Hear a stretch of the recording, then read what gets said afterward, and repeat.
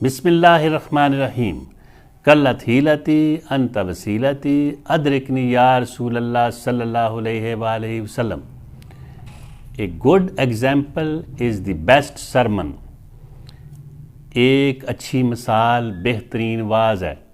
میں ہوں پروفیسر محمد منیر قادری. زیبکار ناظرین، نقلی علوم اور عقلی علوم یہ میں عرض کرنے لگا ہوں. نقلی علوم، علوم نقلیہ، علوم مغیبات یا الہامی علوم، یا پھر ہم کہتے ہیں منقولات، وہ علوم جو نسل در نسل نقل کیے گئے ہیں. قرآن اور حدیث کو کہتے ہیں منقولات، نقل کیے گئے علوم، جیسے تھے ویسے ہی. بنیادی طور پر یہ دو ہیں. اس کے علاوہ فقہ اور حدیث کو بھی کہتے ہیں.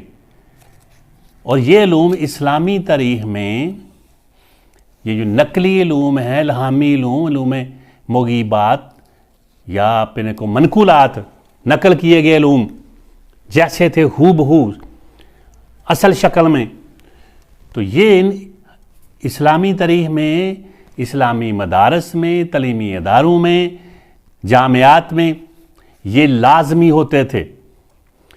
اور ان کا کام یہ تھا، یہ انسان کی من کی صفائی، صفائے باطن، تزکیہ نفس، اندر کی صفائی کے لیے، ایک انسان کو متقی، پرہیزگار، نیک اور اچھا انسان بنانے کے لیے یہ اہم کردار ادا کرتے تھے. اس لیے یہ لازمی ہوتے تھے ہر ایک کے لیے. اور دوسرے جن کو کہتے ہیں معقولات یا عقلی علوم یا وضعی علوم، جو علوم نقلی ہیں ان کو کہتے ہیں ریویلڈ نالج، اور جو معقولات ہیں عقلی علوم ان کو کہتے ہیں ریشنل نالج، سیکولر نالج، ان کو کہتے ہیں ٹریڈیشنل نالج بھی کہتے ہیں، امپیریکل نالج.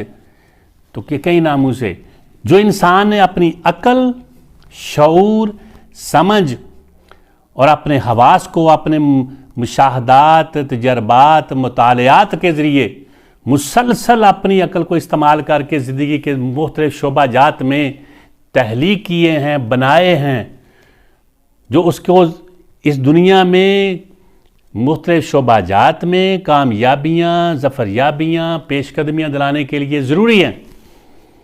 تو وہ علوم ان کو کہتے ہیں معقولات یا عقلی علوم. تو یہ کیا ہوتے تھے؟ ہر شعبے میں ہر شخص اپنے صلاحیت کے مطابق، فطری رجحان کے مطابق، قابلیت، اپنے ذوق اور شوق کے مطابق جن کو اپناتا تھا تو ان کو کہتے تھے یہ عقلی علوم.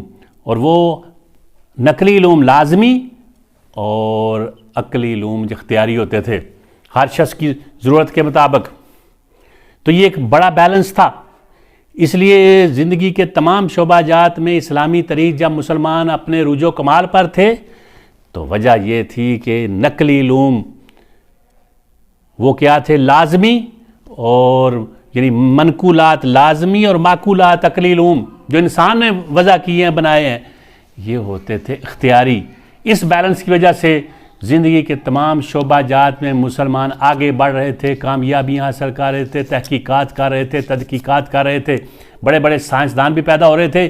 تو وہ مسلمان جو مختلف شعبہ جات میں آگے بڑھتے تھے وہ نہ صرف ایک اچھے انسان، اچھے مسلمان ظاہر و باطن کے اعتبار سے بھی ہوتے تھے، بلکہ وہ جس شعبے میں بھی آتے تھے وہ انتہائی ایمانداری، دیانتداری، جانفشانی سے کام کرتے تھے، اور دوسروں کے لیے سراسر، معاشرے کے لیے بھی، قوم کے لیے، ملت کے لیے باعث رحمت ہوتے تھے. اب بیلنس ختم ہو گیا. اب کیا ہے کہ جو معقولات ہیں مختلف شعبہ جات میں جو انسان نے بنائے ہیں وہ ہو گئے ہیں لازمی، اور جو ہمارے من کی صفائی کرتے ہیں، اندر کی صفائی کرتے ہیں، جو بدلتے ہیں، جو پکا سچا مسلمان بناتے ہیں، توحید پرست بناتے ہیں، محب رسول بناتے ہیں، تو وہ ہو گئے ہیں اختیاری.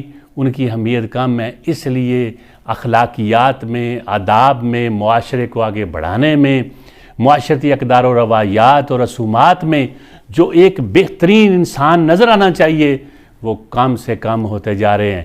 اس لیے اب کہت و رجال ہے، انسان بے شمار ہیں، مگر اچھے متقی پرہیزگار ایماندار دیانتدار دوسروں کے کام آنے والے وہ انسان کم سے کم ہو گئے ہیں.